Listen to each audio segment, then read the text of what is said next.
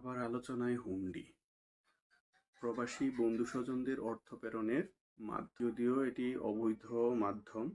এই মাধ্যমে সরকারের কোনো নিয়ন্ত্রণ থাকে না। এই মাধ্যমে সবচেয়ে ক্ষতিকর দিক হলো মানি লন্ডারিং বা অর্থ পাচার।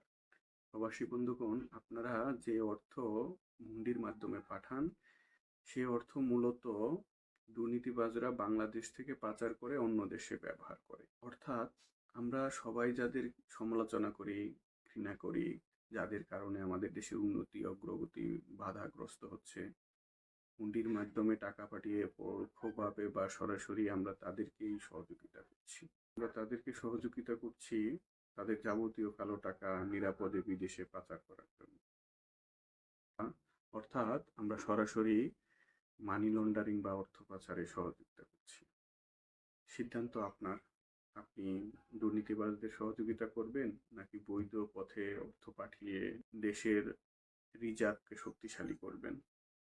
সবাই ভালো থাকবেন, সুস্থ থাকবেন। আপনাদের জন্য অপার ভালোবাসা, শ্রদ্ধা, সম্মান।